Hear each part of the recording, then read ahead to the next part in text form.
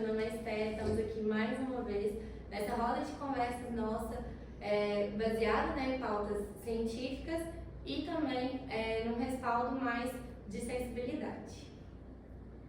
E no episódio de hoje a gente vai conversar sobre um tema muito essencial, que é quando o sintoma fala, que escuta o sofrimento além do diagnóstico. E a gente sabe, né, gente, que nem todo sofrimento ele aparece nos exames.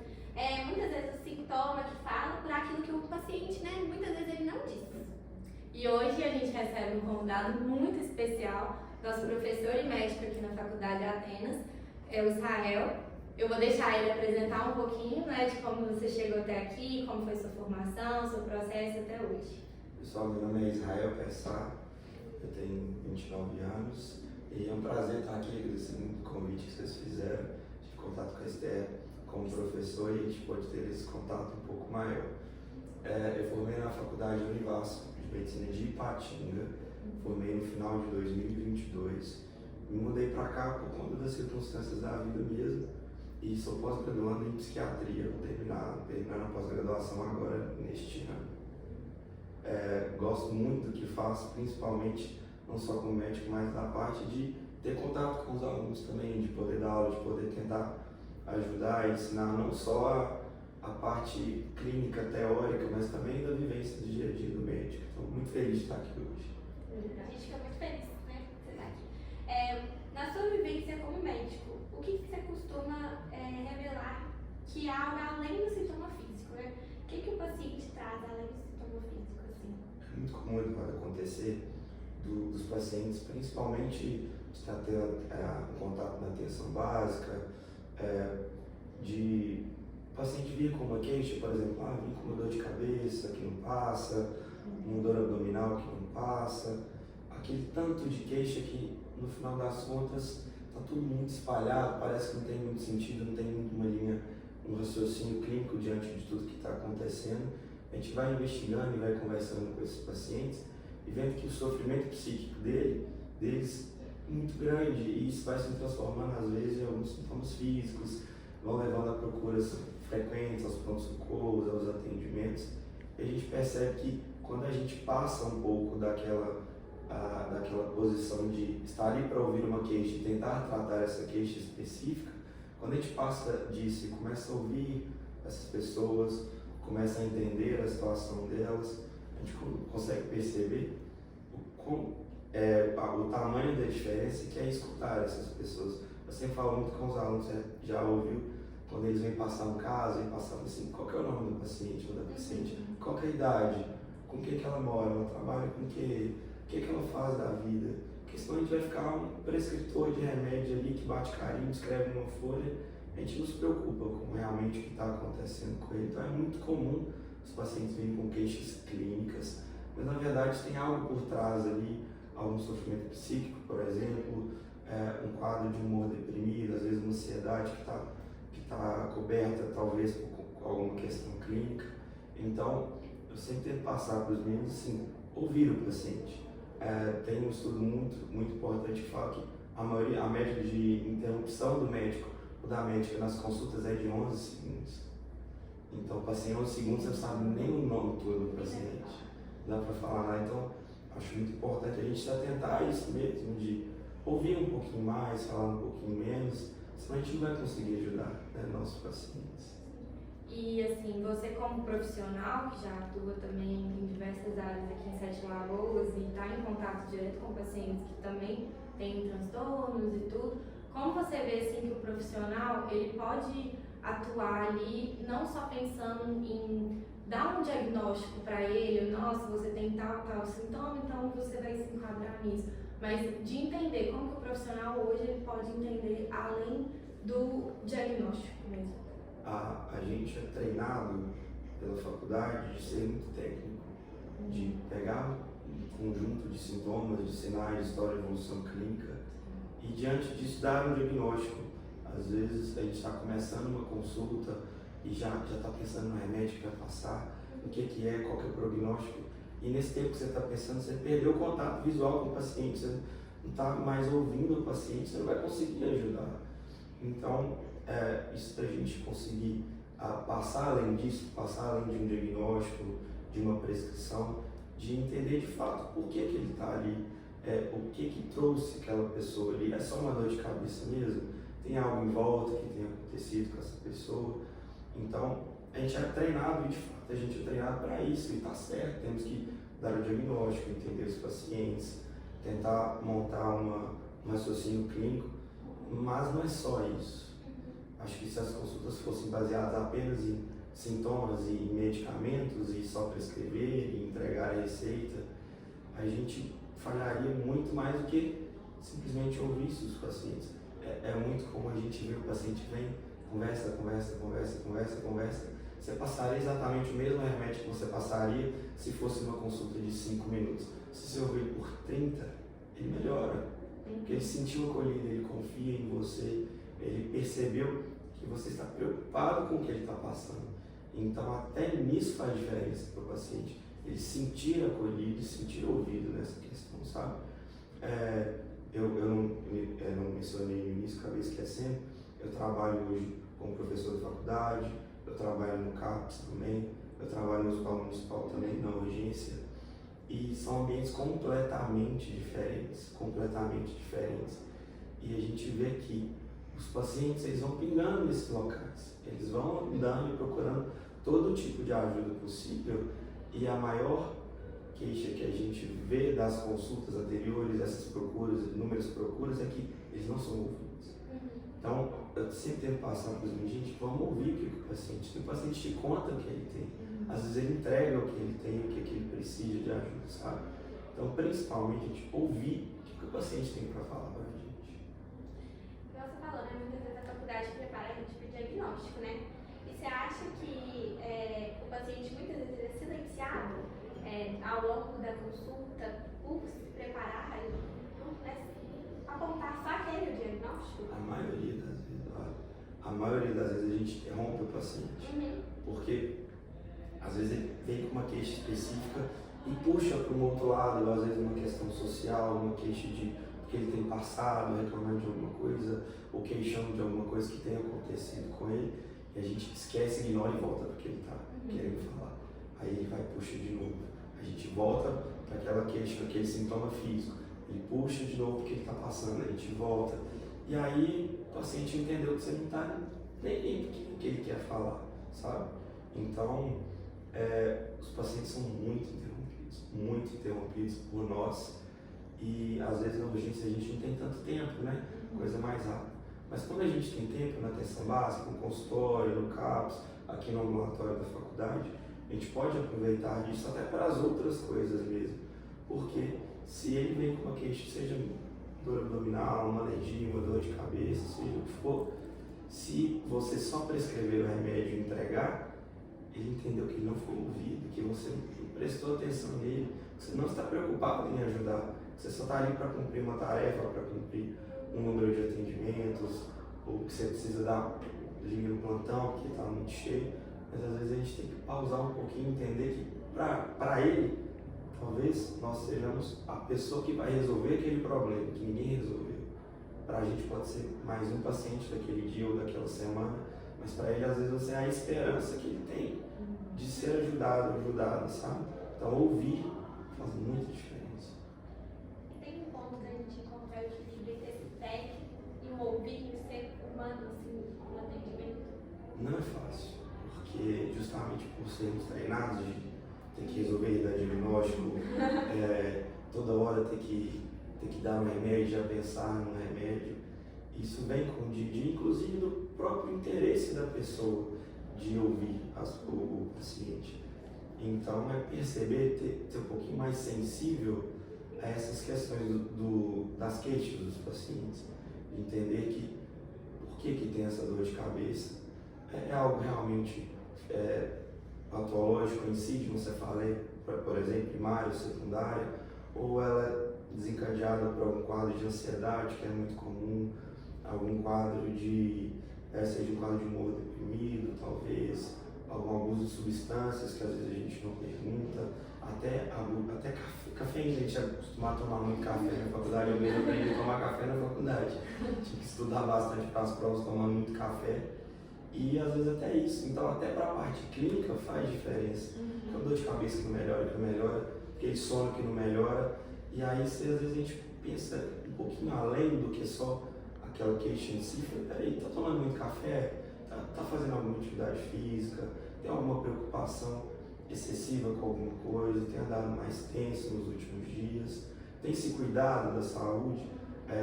E isso a gente vê bastante nessa diferença de um ambiente de urgência e um ambiente de consultório, de policlínica ou da atenção básica, que é você preocupar com o paciente muito além da queixa. Essa semana mesmo nós atendemos uma paciente que ela veio para renovar a receita. Ela veio renovar a receita, como a gente renova a receita. E aí as meninas atenderam e foram perspicazes por conta que eu insisto com as meninas de atenderem, de ter um olhar diferente. Falou, mas está tudo bem? Como é que está a vida? Não, está tudo bem, melhor não vai receita. Elas insistiram de novo. Depois de alguns minutos de conversa ali, ela simplesmente se abriu com elas, porque viram que alguém estava preocupado com ela. Ela abriu, identificando os problemas que ela não trouxe, mas ela queria tratar. Identificamos outros problemas do ponto de vista social, da organização da casa, dificuldade de relação de cuidado com os filhos. Identificamos inclusive o filho com um problema grave que podemos marcar uma consulta semana que vem, por exemplo. Ela vai trazer o filho, perdeu o esposo recentemente e a gente estava sabendo lidar mais com aquela situação. Então, inclusive, nem fui eu, foi os próprios alunos, se elas se preocupassem apenas renovar uma receita, e era uma receita não era nenhum medicamento psicotrópico, era uma receita para pressão, com losartana. Se elas não se preocupassem com isso, de entender mais essa paciente ia embora, e qual seria a consequência disso lá na frente? Então, esse equilíbrio, ele vem do dia a dia, da sensibilidade que a gente tem que se cobrar de ter, de perguntar, porque às vezes a gente realmente está cansado, tem que cumprir o horário, está atrasado, tem que fazer um monte de coisa, mas quando a gente peraí, será que é só uma renovação de receita? Será que é só uma dor de cabeça? Será que é só uma dor no tornozelo? Então, essa sensibilidade ela tem que ser treinada, uma hora ela vai ficar automática. Até a maneira como o paciente se porta na nossa frente. Quando a gente pergunta, tá tudo bem? Não, tá tudo bem. O paciente já chega, olha para baixo, olha um lado, fica um pouco desconfortável. Essas coisas a gente tem que estar mais atento do que ficar só preocupado com a gente, vou passar o que ela tem, como que eu vou resolver, como que eu vou ajudar. Então é de sensibilidade e aproveitar dos professores, dos médicos, das médicas mais experientes que nós, sempre observar como as pessoas atendem. Isso é muito importante também. Eu acho que assim, quando a gente está atendendo ali, a gente tem que entender muito mais assim, que você está lidando com uma outra pessoa, que ela tem sensibilidade, que ela tem as questões dela. Então às vezes a gente fica muito ali, não, você quer resolver o problema dela, e aí você passa batido em coisas que poderiam, igual você falou mesmo nesse caso, às vezes ia lá renovar a receita e estava tudo bem, ela ia sair satisfeita porque ela queria renovar a receita. Mas quando você tem essa sensibilidade mesmo que você falou, acho que a gente consegue então entender que a gente está lidando com um humano, que as pessoas têm sofrimentos, que elas têm angústias que vão muito além de uma dor física, de algum desconforto mesmo. E assim, tem algum caso para você contar pra gente que nessa ausculta mesmo de entender o outro paciente e tudo, alguma coisa que você viu que transformou muito mais do que exatamente passar só uma receita ali, fazer só mais um exame? Eu me recordo de situações em que foi quando eu comecei a me despertar, sempre gostei muito de psiquiatria, mas quando eu comecei a despertar para realmente querer especializar e querer estudar mais sobre, principalmente em pronto-socorro. Eu atendi um paciente um pouco mais rápido. E aí teve, em algum momento, perguntei, tinha medicações que eu tomava, ela foi relatar alguns medicamentos, a princípio um quadro depressivo. E aí falei assim, a medicação está funcionando? Tá tudo bem, tá tranquilo? Enquanto estava imprimindo as receitas, estava com já tinha acabado, tá tudo bem, as medicações estão dando certo, só para preencher aquele espaço de tempo ali que às vezes a impressora travou. Ela falou assim, não. Aí eu falei, uai, como é que eu recebo uma resposta dessa? Tá tudo bem, professor? Fala não. E eu, não, tá, tudo bem, tem um bom dia. Eu falei, por quê? E aí assim, essa pessoa abriu, desabou.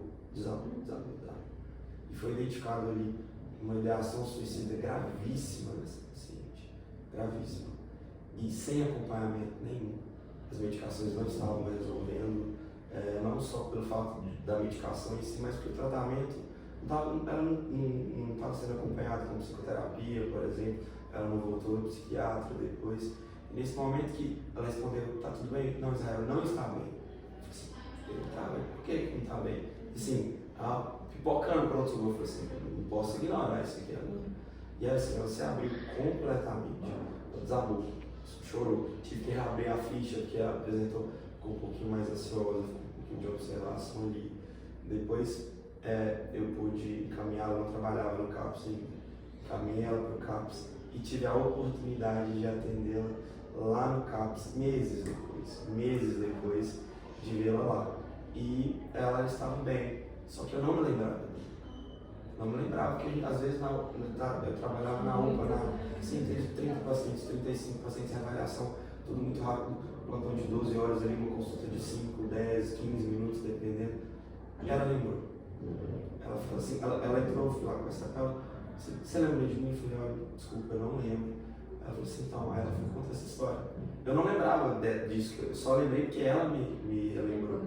Então, olha a diferença que faz de olha que nem foi porque eu nem estava ali, de fato no momento eu não estava me preparado, só preencher aquele espaço, mas fez muita diferença. Eu acho que isso me despertou a depois fazer essa pergunta outras vezes para outros pacientes no pronto-socorro. Hoje, na psiquiatria já tem o hábito, já é o curso da própria consulta em si. E fez diferença. Foi algo fora do comum, absurdamente, que eu fiz, não. Fiz uma pergunta, não às vezes queremos saber de fato a resposta, a gente pergunta essas coisas meio do dia a dia ali, mas fez diferença para ela. E isso faz muita diferença no dia a dia, sabe?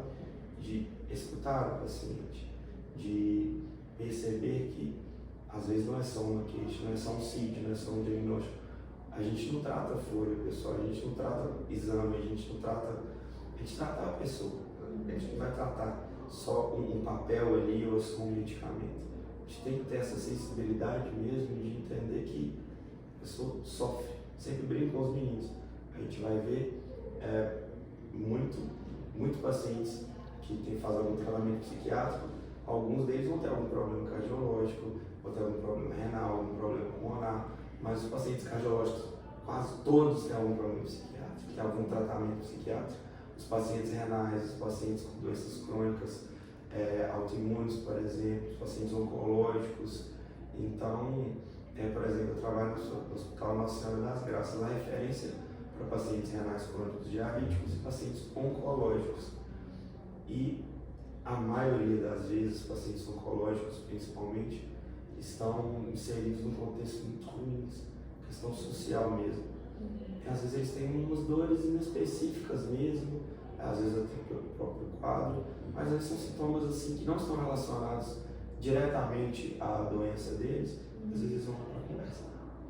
Eles entram, conversam,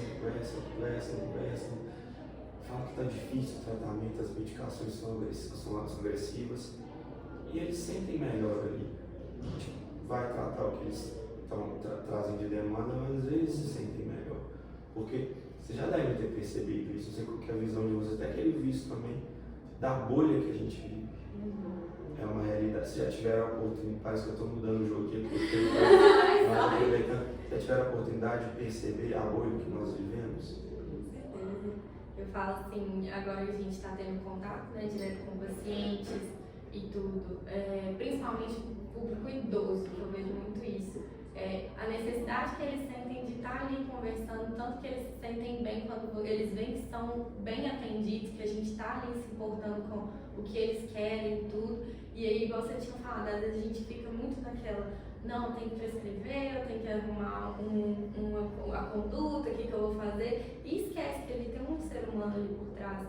Então, assim, a gente vive realmente nisso de querer correr do psicológico, quando na verdade a maioria dos pacientes que estão ali, principalmente em postinho, a maioria tem algum quadro psicológico, alguma coisa que precisa de mais atenção. Eu sempre me assusto, porque toda vez que eu chego no posto, será que hoje não vai ter? Eu nunca pergunto se vai ter, eu sei que vai ter.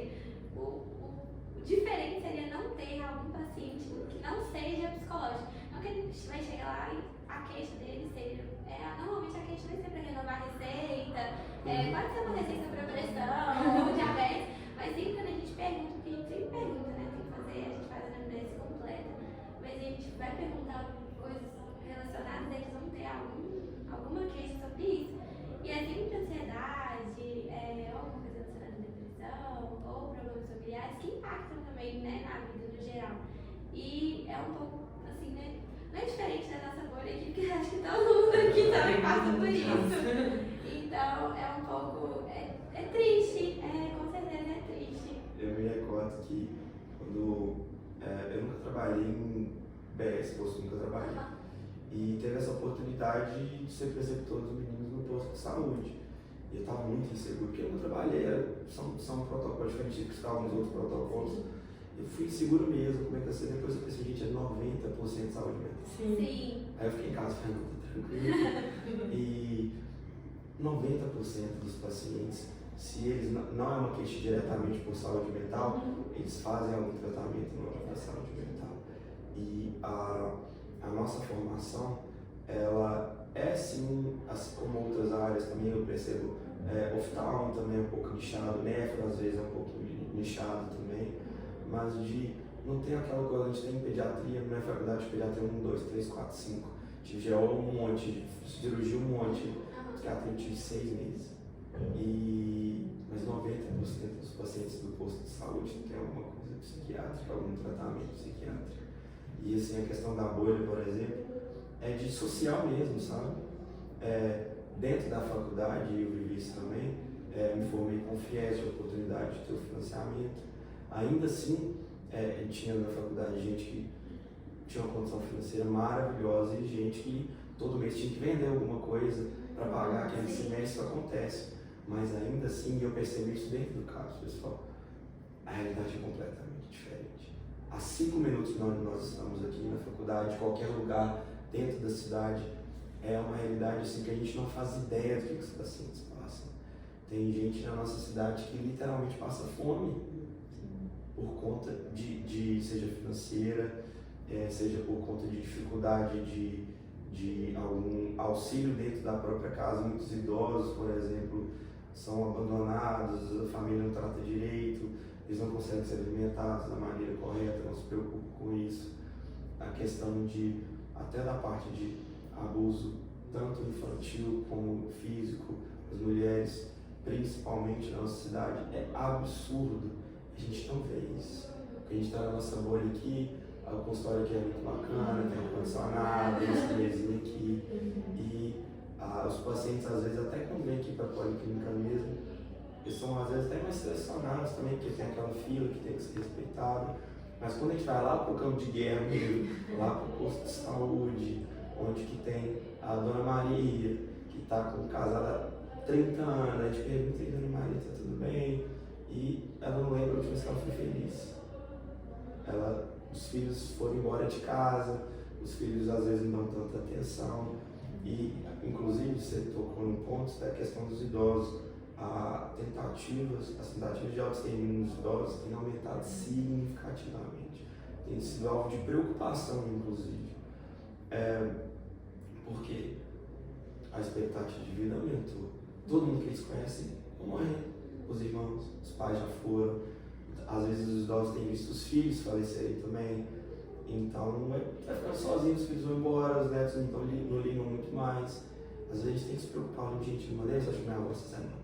Dá uma ligadinha, ver como é que tá, preocupar com os nossos idosos mesmo, porque tem aumentado e tem aumentado na nossa cidade. Algumas tentativas, infelizmente, com êxito, inclusive. Então, os idosos, eles são muito mais frágeis, eles desidratam muito fácil, então qualquer alteração que eles têm clínica ali, eles podem deprimir muito mais fácil. O quadro psiquiátrico ele vai descompensar, e aí já tem um problema cardiológico, já tem um problema reumatológico, tem alguma alteração tiroidiana, e ainda tem um problema psiquiátrico que aí eles costumam te deixar lá, toma um remédio desse, toma clonazepam ali, toma sertralina, toma estalopram, e não procura porque a vida está acontecendo e eles não foram, talvez, como acho que a nossa geração se mudou muito, de entender que psiquiatra não é para doido, E todos nós precisamos de acompanhamento, não necessariamente com remédio. Então isso tem mudado na cabeça dos idosos também. Mas a questão da saúde mental dos idosos é algo que tem sido, inclusive, alvo de congressos. Está tendo congresso, infelizmente não pude ir agora, sei lá, em Fortaleza está sendo, que vai ter um momento só para isso, inclusive. Vai falar da saúde mental dos idosos, que de fato tem aumentado, sabe? Muitas vezes a gente não pergunta, né? A gente pergunta pro nosso aluno, você tá com depressão, você tá com ansiedade? Não é uma coisa cotidiana, a gente pensa. Pergunta se tá bem, Se tá bem, se tá triste, tá feliz com as coisas. Então, esse fim de semana, todos os primos juntaram na casa da minha avó, aqui pertinho, ali em Beirão das Neves. A gente foi fazer uma acampa dentro da casa da minha avó e minha avó. Pulando barracos, neto velho, o filho foi todo mundo pra lá. E aí eu falei, gente, eu sou onde que meu avô nasceu. Me deu do nada ver esse estalo assim. Sentei do lado do meu avô e falei, onde você nasceu? Aí meu avô já tá com o aparelhinho já. E aí ele sentou, tava só nós dois assim. Aí ele falou, não, nasci em tal lugar. Eu falei, como é que era lá? Aí ele começou, contou uma história, ele ficou umas 2 horas contando. No final tava todo mundo em volta, ouvindo ele. Depois foi pegar foto. Aí ele descobriu que ele tinha foto do pai dele, ele ficou nervoso. Não, tem que achar a foto do meu pai, achamos a foto do pai dele lá, contando um monte de história, como é que era a vida dele, quais eram as dificuldades. A gente não conhece às vezes as histórias dos nossos avós. Eu falei, gente, eu não sei onde meu avô nasceu. Agora já sei que eu perguntei. A gente não se preocupa com isso. E aí, se a gente não preocupa com usar a nossa casa, a gente vai preocupar com os nossos pacientes. Então comece em casa isso mesmo. Isso é ótimo. E pra gente finalizar, né, as conversas que tá muito boa, eu lembro assim que o Israel foi o nosso primeiro preceptor. E uma coisa que eu aprendi com você e foi muito bacana, pensando nessa parte da saúde mental mesmo, foi de assim, ter a sensibilidade de às vezes a pessoa tá acompanhada e aí fala assim, você pode dar licença pra gente ter um contato mais direto ali com o paciente, e eles se abrem assim totalmente. Então eu queria te pedir agora, como é que você aconselharia a gente, né, que está indo na informação e tudo, como que a gente consegue trabalhar essa sensibilidade, como que a gente pode desenvolver esse ar mesmo, né, de saber entender ali a situação que a gente está e como é que a gente pode não perder isso ao longo do tempo também? A primeira coisa que a gente faz no final de uma consulta psiquiátrica, por exemplo, é fazer a súmula psicopatológica, que você vai descrever ali como o paciente está, quais são as alterações que ele vai ter. A primeira coisa é a aparência, a segunda a atitude e o comportamento desse paciente.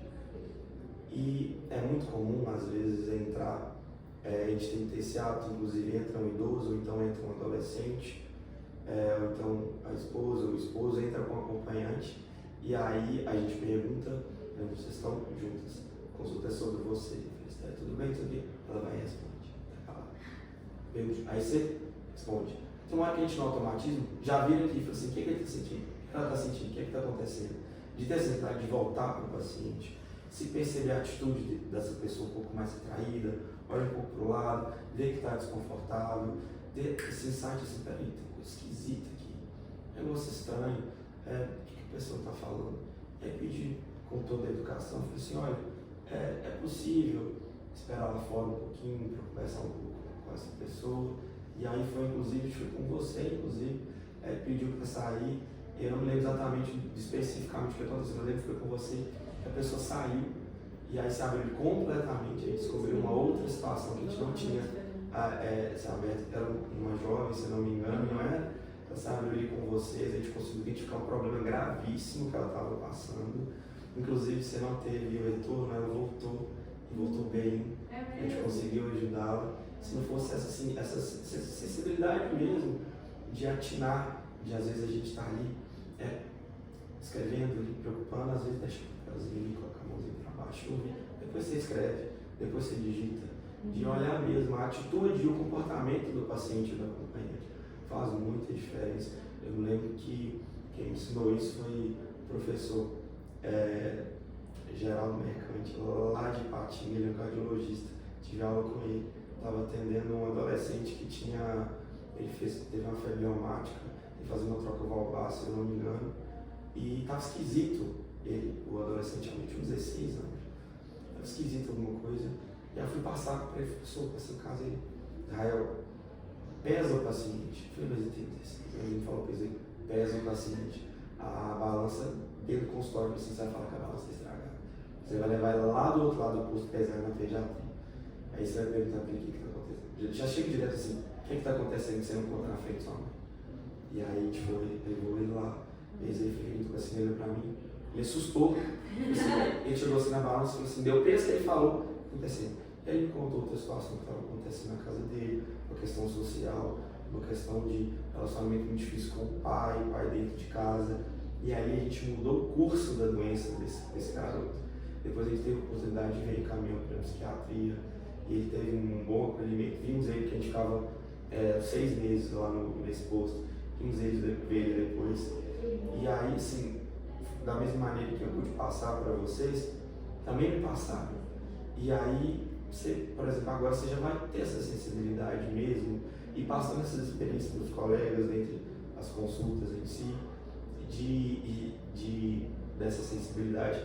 E eu vejo, às vezes, depois que a gente se reúne no finalzinho do dia ali para conversar, eu acho muito interessante os meninos lá no posto, que eu vi isso muito no seu grupo também, que falavam dos casos em si, mas às vezes vocês não falavam do caso, assim, era uma hipertensão refratária, os medicamentos, não, vocês falavam assim, nossa, você está passando isso. Aí ela contou isso pra gente, conseguiu confiar na gente, e dá pra ver que isso tem mudado, porque a questão de todos nós passarmos por algo dentro das nossas vidas, das nossas casas, a gente também se preocupa com o próximo. Então, eu já vejo que essa geração tem mudado nisso também, de perceber que, peraí, não é só um número, não é só mais um aqui, realmente ter essa sensibilidade, inclusive ficar feliz de conseguir perceber isso e conseguir ajudar essas pessoas no mundo.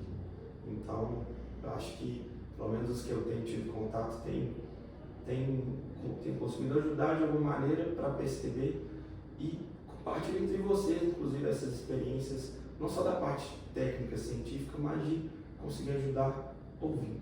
Eu acho que isso é muito importante. Gente, eu e a gente queria muito agradecer ao professor Israel, né, por compartilhar tanto conhecimento, tanto de vida, de tudo. E a gente encerra a conversa e lembrar a importância de olhar os sintomas e escutar, né, ativamente o paciente, não só o que ele o diagnóstico, mas o que ele traz, tanto de sintomas, né, quanto da vida dele, tudo que ele passa pra gente. Muito obrigada. Agradecer mais uma vez, Israel, por você estar aqui com a gente hoje. E para vocês que escutaram a gente até aqui também, muito obrigada.